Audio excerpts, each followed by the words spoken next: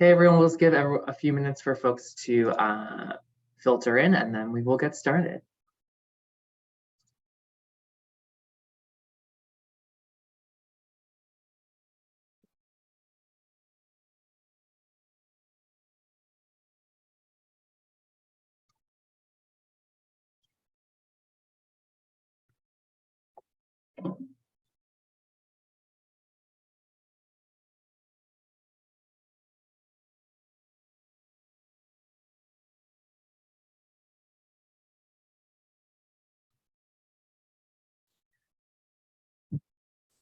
All right, so welcome everyone to part 2 of our Data for Equity webinar series, hosted by the Alliance for Resource Equity. We're really focused on making sure that school systems and communities are working together to mobilize the right combination of resources to ensure that all students have high quality learning experiences. And we do that focusing on 10 different dimensions of resource equity.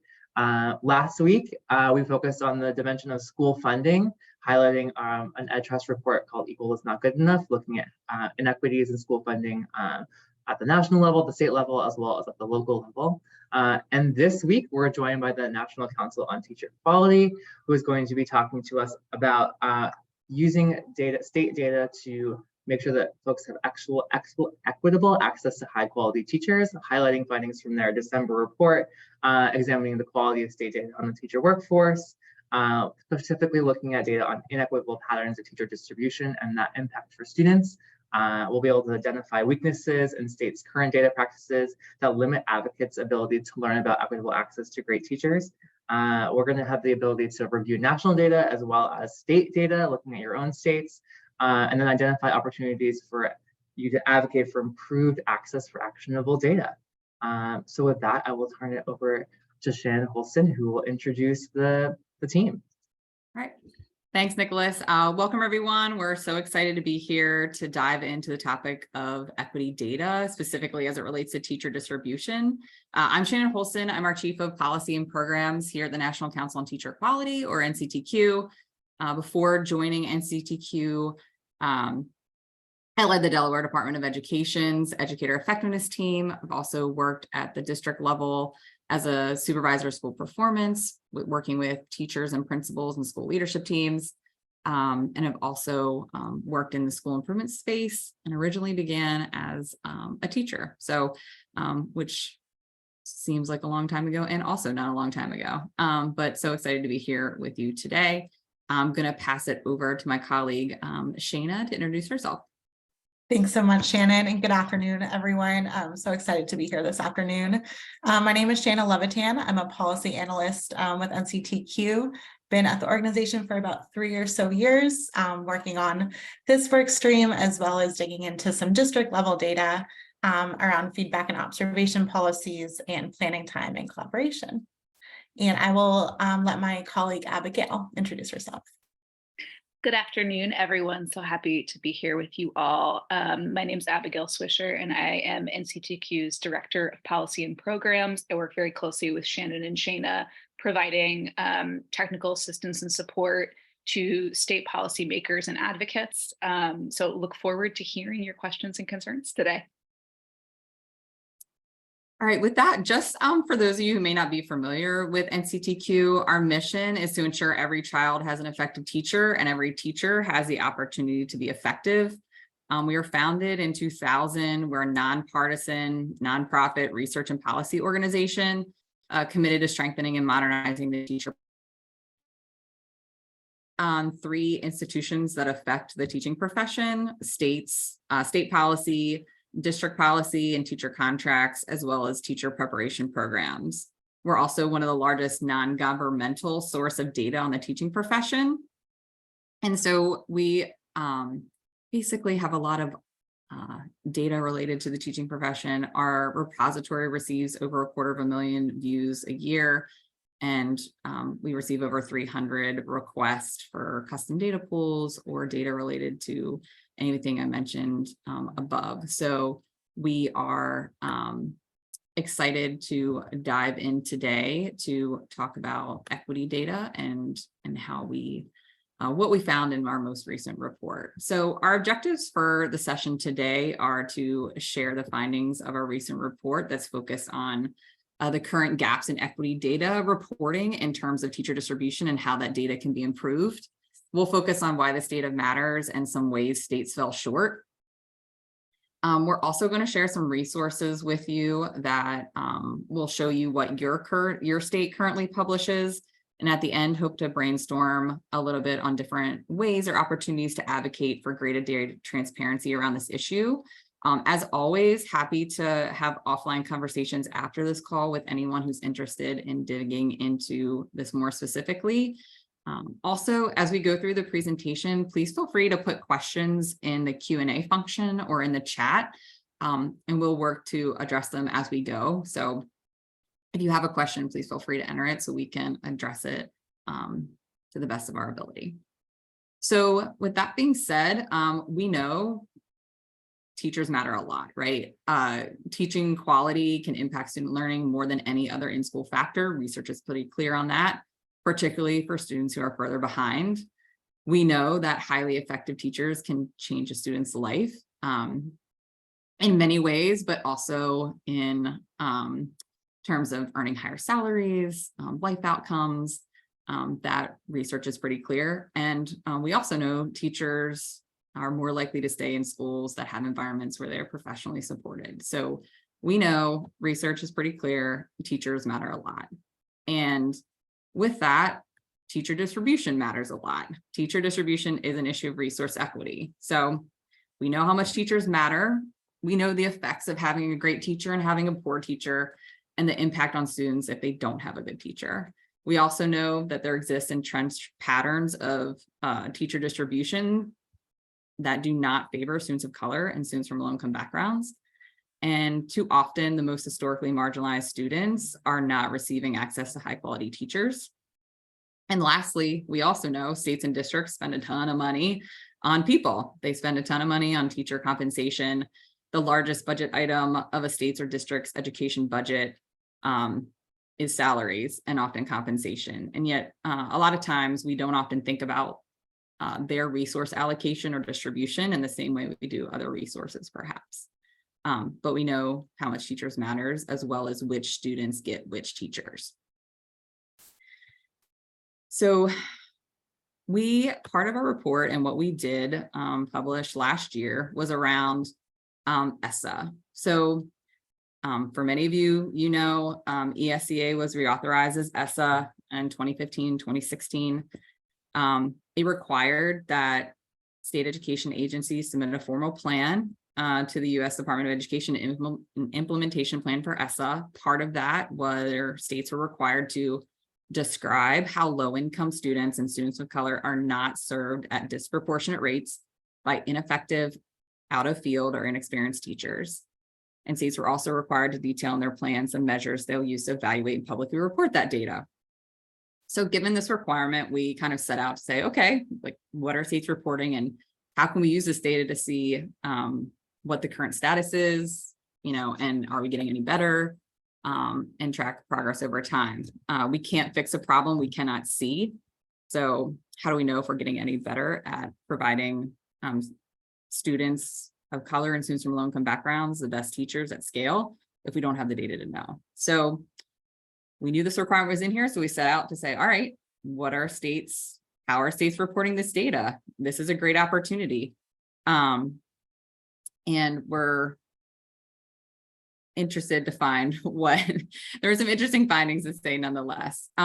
Before we dive in, I just want to note on a couple of definitions we're going to be talking about throughout the presentation today. You'll see on your screen inexperienced, out of field, and ineffective. So inexperienced is typically a teacher in their first few years of teaching. As we know that novice teachers rapidly improve within their first couple of years on the job. Out of field typically means a teacher teaching in a subject outside of their endorsement area. So this is a certified English teacher teaching a math class. And then ineffective typically means, or is traditionally understood as a teacher who is rated ineffective on a performance evaluation. But you'll see that varies widely in how states define these terms. So ESSA has a great opportunity to report this data, but many states do not report their teacher data in a way that advances equity. And specifically, what are states doing? What does their reporting look like to identify and address these equity gaps?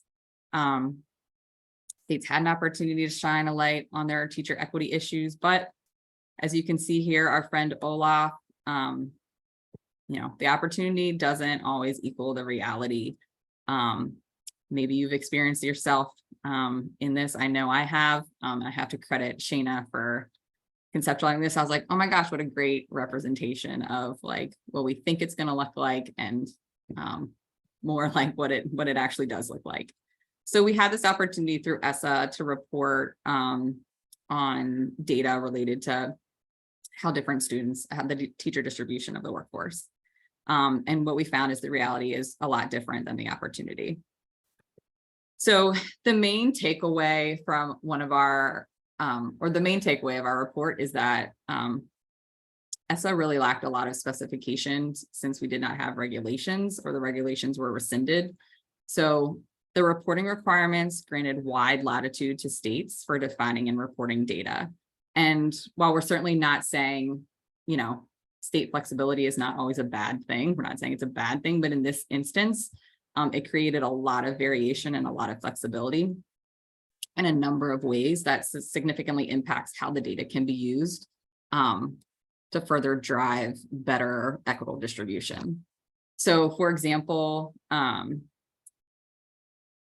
states can define the required reporting measures that I mentioned before, ineffective, inexperienced, and out of field, in whichever way they so choose. So that makes a big difference when we're talking about those types of teachers. So for example, one state, let's take inexperienced. One state defines an experienced teacher as a teacher with 0 years of experience, and another state defined it as a teacher with 4 years of experience. And a lot of states were everywhere in between. And so, you might say, like, why does that matter? Is that a big of a deal? Well, it does potentially mask variations if you look at the composition of schools or districts, in terms of if you're only identifying teachers with 0 years of experience, you might be missing places or schools with large proportions of teachers in their first 0, 1, or 2 years.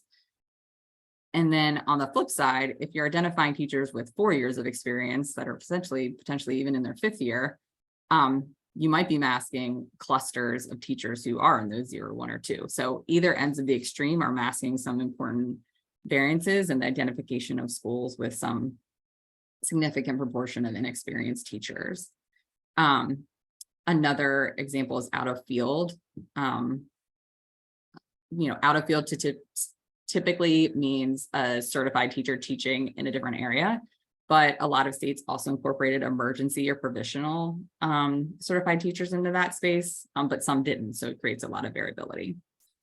Another way that there's a lot of flexibility is how specific and disaggregated the data was required to be reported. So technically, the data is only required to be reported at the state level, but we know as practitioners and advocates that it's only really useful and actionable at the district or school level. So state level data doesn't tell us a whole lot in terms of teacher distribution. And then there's also no requirement in how often states have to report the data. That's pretty much left up to the states. So there's wide latitude in that. So moving on, in terms of what data states actually reported, states neglect to report on some meaningful and critical data elements. Many states did sort of cherry pick what they chose to report. Now, most states did report some type of data on inexperienced or out of field teachers. Fewer states reported on ineffective teachers. Most states had inexperienced or out of field. A lot of us may remember the highly qualified days. Effectiveness data is a different story. We see the number of states reporting this drop. And some states had statewide teacher evaluation data, but didn't use it in this data reporting. Some states use proxies for this measure. So, for example, Virginia said ineffective teachers were teachers that were both inexperienced and out of field. kind of not including any evaluation data. And so that's a missed opportunity in terms of thinking about how that data can be used to highlight inequities across the teaching workforce and which students are getting which teachers. The most alarming finding, I think, is the fact that only 1 in 4 states report on the proportion of inexperienced, out of field or ineffective teachers assigned to teach students of color. So the law requires them to report on both students of color and students from low-income backgrounds, but only 1 of 4 states actually report on the proportion of teachers assigned to teach students of color. And so that is definitely a huge missed opportunity in terms of what data to report. So to dig in a little further on that data point, 39 states don't report on this across those 3 variables, and 16 do not report measures disaggregated by Title I or other like low income status. So that's definitely a missed opportunity and a very concerning one, to be frank, in another area that we need to dig into a little further, definitely in the future, and data reporting in terms of how students are being served. So with that, I will turn it over to Shana. We've kind of presented like what was required in ESSA, where are some missed opportunities, and now I'm going to turn it over to Shana to share like what should this data look like, and what you as an advocate may be saying like, all right, what's an ideal? What are some things we should be looking for? Thanks so much, Shannon. So at this point, as Shannon outlined, let's dig in a bit further to what we would want this reporting to look like, given the provision in ESSA, and using that sort of as our framework. So the next few slides are intended to put a bit of a finer point on it. We know where states fell short, but what should it look like? And what should it be able to tell us, quite frankly, so that we can use it as the first step in identifying where equity gaps exist and continue to persist.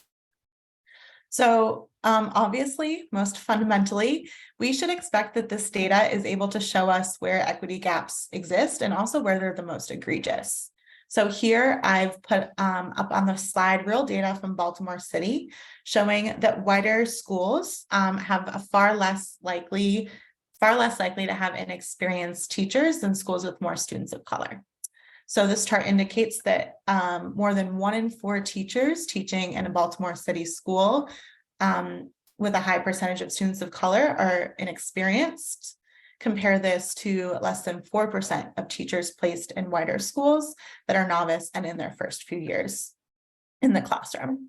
So that is the first thing that most sort of baseline we would expect that this data should be able to tell us. Next, we should expect that the data is able to help us compare across districts and across like districts, similar student demographics. So this is data from Kentucky as an example, where there's 2 similar counties, Hardin County and Warren County. They're both mid-sized districts with a very similar student population demographics. In both districts, 60% of students are from low-income backgrounds, and about 40% of the student district population are students of color. So despite these kind of high-level similarities, the data is telling us that they have 2 very distinct stories with their inexperienced teachers. So there's about a 10% percentage point difference comparing Hardin County to Warren County. 24% of Hardin County's teachers are inexperienced if you add the 6.1 and the 18.3, compared to 15% of Warren County's teachers. And then as a user, I'm able to understand how this data sort of rolls up and compares to the state level aggregate, the state of Kentucky data. That's the second way that we should expect that the data is helping us as advocates and practitioners. Next, we should expect that the data is able to illuminate other important patterns of teacher distribution. So this is Warwick, Rhode Island data, where there's about 800 teachers, and we're able to learn that nearly all of their inexperienced teachers are employed at the elementary level. Then lastly, although this certainly is not an exhaustive list, just try to distill it down a bit, this data should be able to provide us with enough specificity so that it points us in the right direction on where to examine further.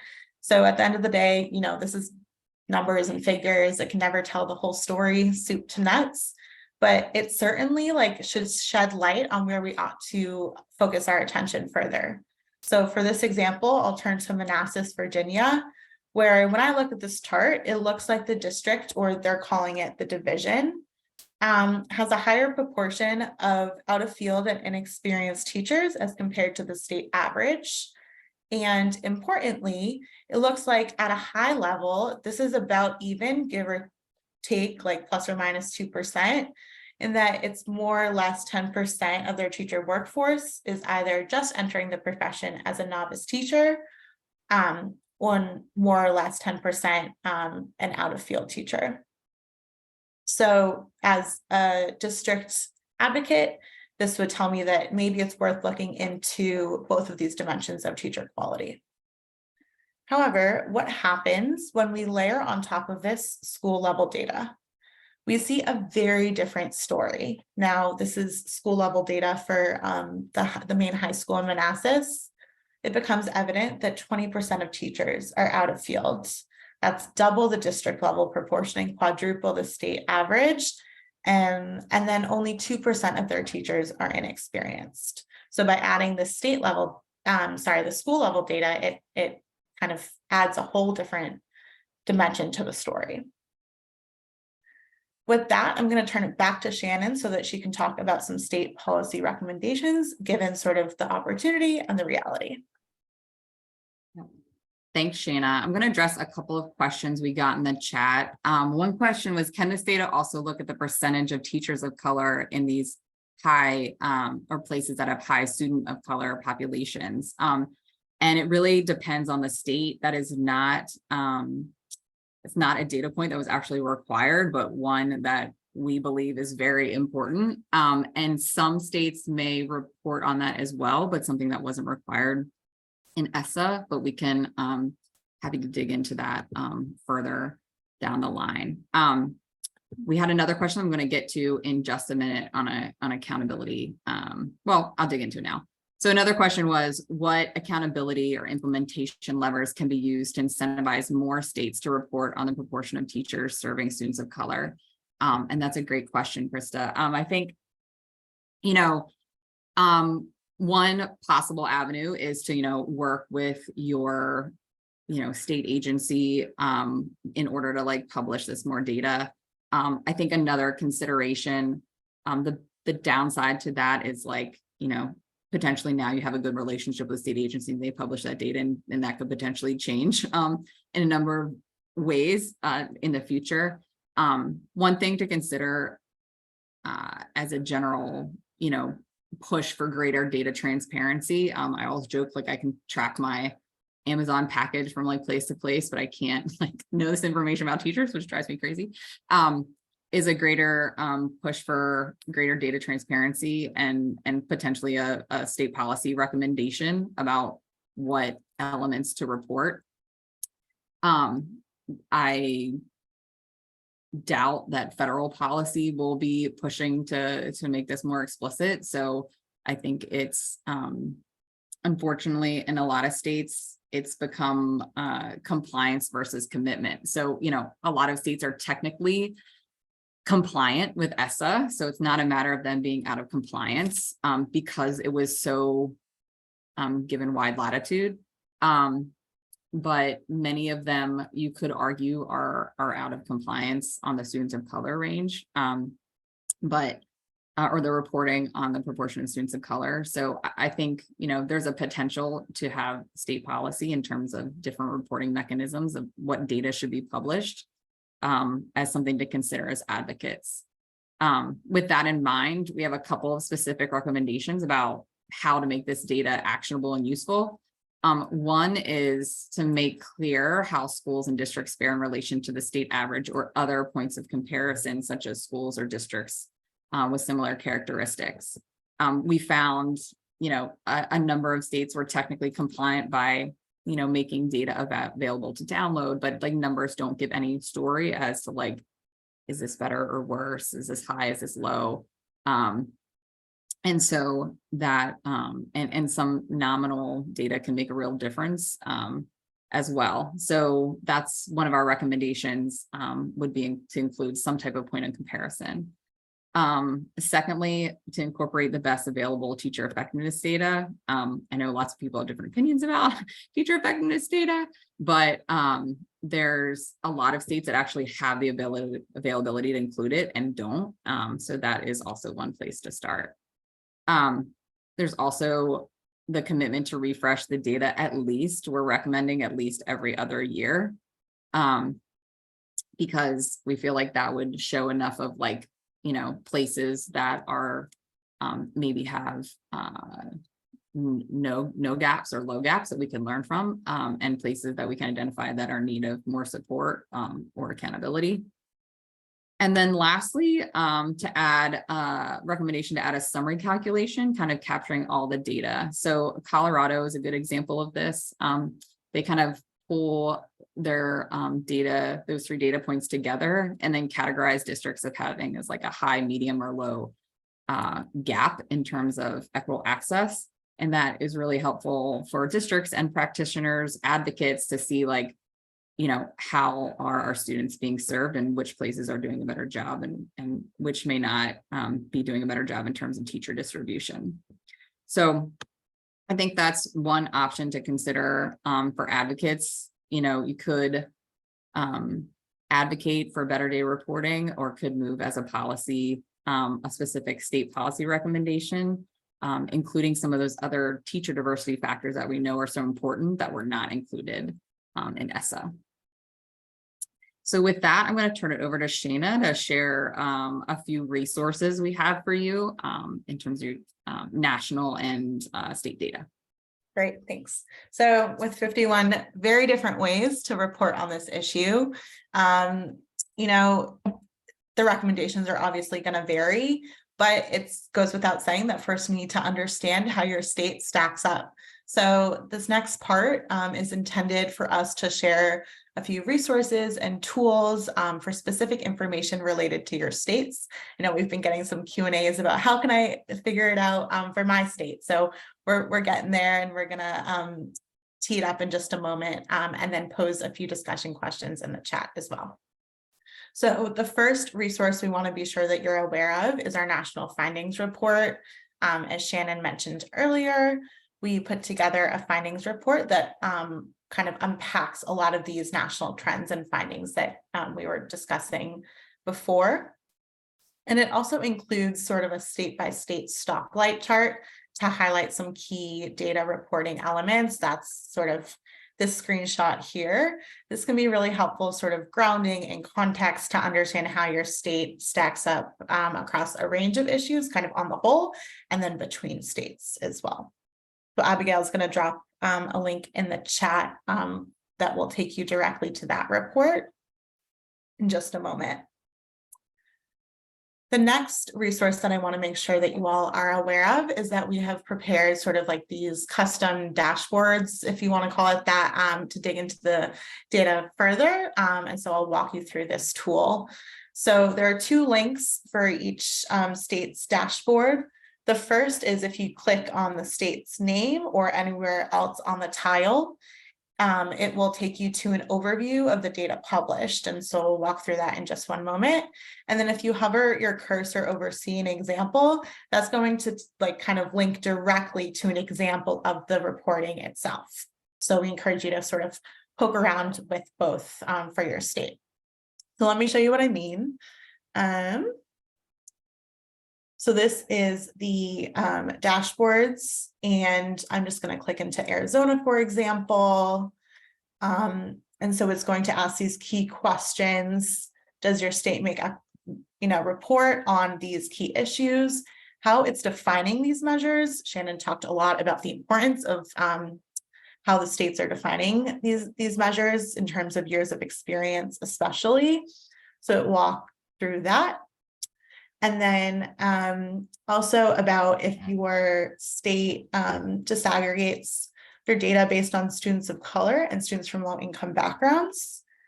And if it compares this, like the district data up to the state aggregate to provide a bit of a benchmark.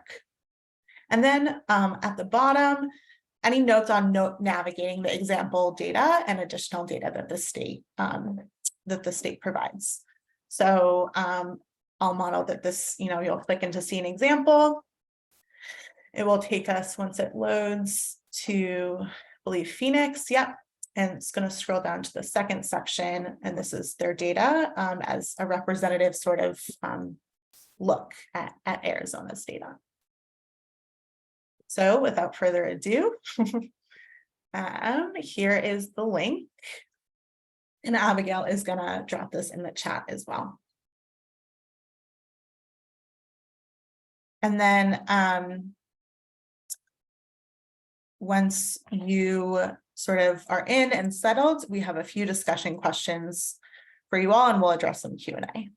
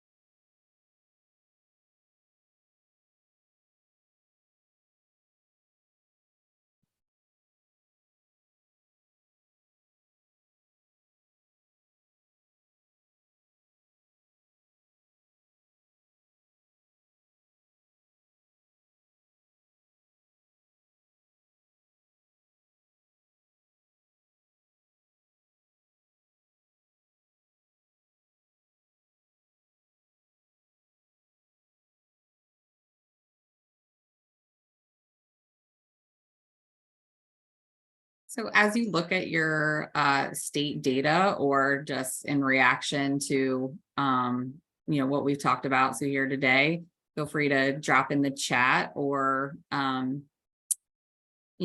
answers to either question 1 or 2 or both. So after reviewing the data your state publishes or anything we talked about here today, what sparked you as surprising, either positive or negative? And now that you know potentially strengths or limitations, or at least maybe you still have obviously need time to explore, but just wonderings about like ways we could advocate for better data on this issue, or any other questions that you have, we'll be happy to answer them as well. One in the chat, is there any examples of states that analyze special education educators? It's a good question, Renee.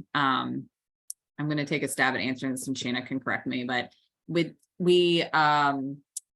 was not a requirement in ESSA, so we did not analyze data for that. But I think it's a really great question for a number of reasons, in terms of like learner differences and the needs of students, as well as the need for really high quality special education teachers.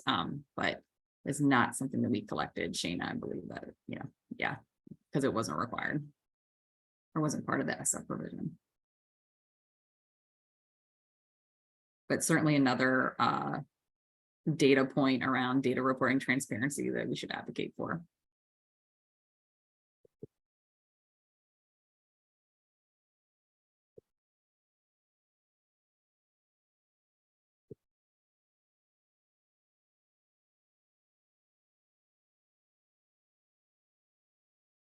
Oh, that's a really good question, Krista, around California's teacher assignment. Doesn't allow you to look for retention patterns or pair with teacher demographic data. Do any other states have this limitation? Don't know that off the top of my head, Sheena, although if you have anything to add, it's something we can look into and get back to you on, Krista.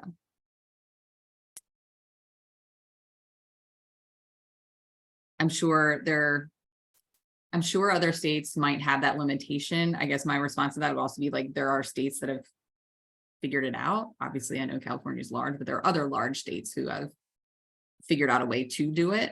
So I don't think it's a I think it's something that could eventually be addressed given, the resources and commitment to do so.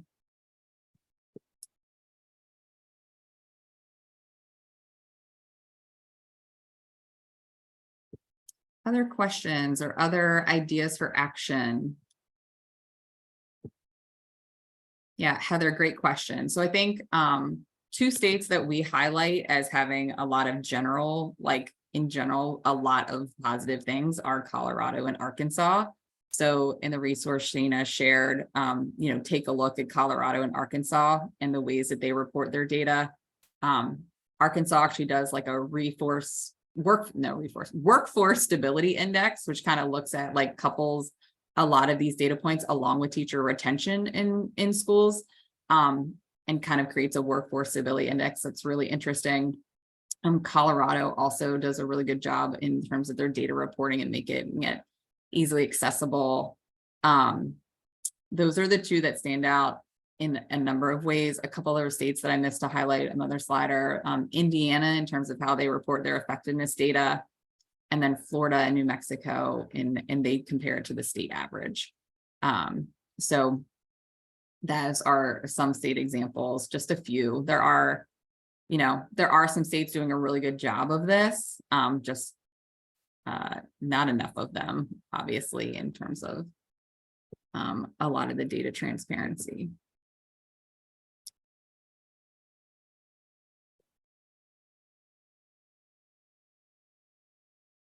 Oh, hey, Brenda, thanks for sharing North Carolina data.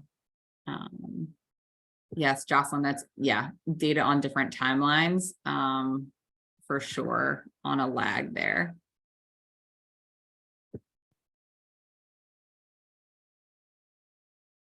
Yes, heat map on teachers not fully licensed by district. That's a great example, North Carolina, and a great example also of potentially FOIA requests from states to be able to publish data as an advocate, if the state's not going to publish that data as well. Do the state report vacancies of teachers is another question. So we actually, in a similarly related project, just asked states how many actually were collect data on teacher vacancies, and I think it's only about 45 states responded to our survey, and only 20% of them actually collect data on teacher vacancies. So that's definitely a data point that we need to be paying attention to, also in terms of just like the supply and demand conversation, as well as the equitable distribution conversation as well.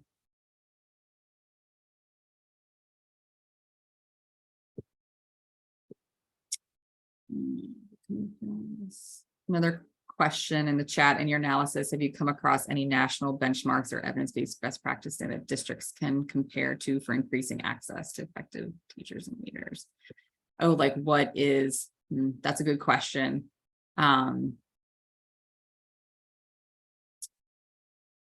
There is not a national benchmark. I think there's a general question. A lot of times we talk about this as like, is equal access the goal, or equitable access the goal? But what if they're both bad? like if it's a low bar, how do we? So I think it's a little challenging to set kind of a national benchmark, but we're happy to share some additional resources in places where there are no gaps or better data in terms of general access for students of color and students from low-income families, for better teachers. But we don't have like a number that we use currently.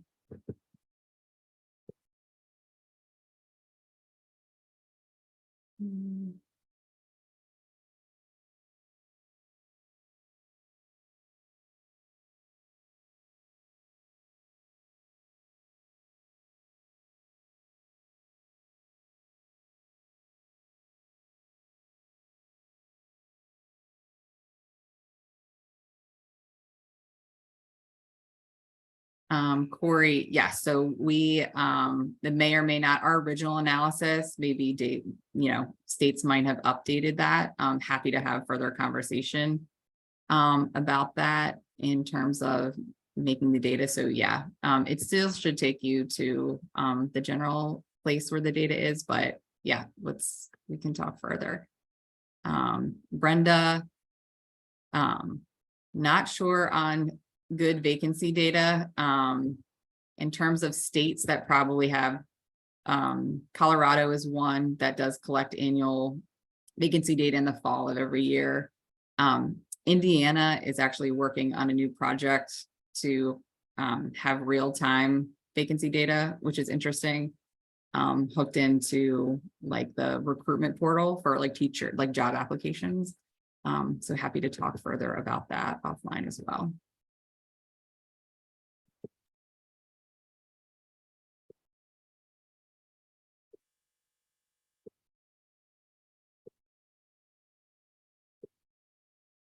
Any other questions or comments or suggested actions to improve this data?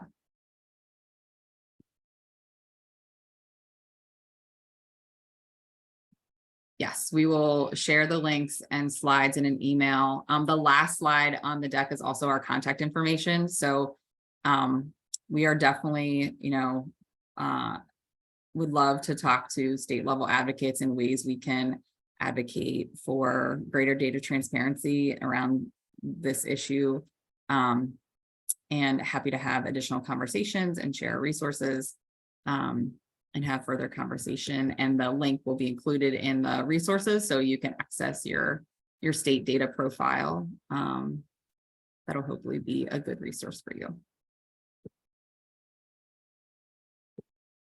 Nicholas, do I turn it back over to you? Yes, that would be great. Thanks, Shannon. Thanks, Shana. This was great. Just two quick things that I want to highlight before I send everyone off to enjoy the rest of their afternoon. I'm going to drop in the chat a survey that you can fill out to let us know how we did and how we can improve on additional webinars that in the future. So that's that link. And then I also want to remind everyone that next week at the same time, Wednesday, the 15th of February at 3 p.m. Eastern, we'll be hosting our final webinar in this series, in which we'll be hosting a discussion with local advocates to talk about how they've been using data to influence decisions on how ESSER funding is being spent related to COVID recovery. So we hope to see you there, and please fill out the survey. Thanks, everybody. Thanks, everyone.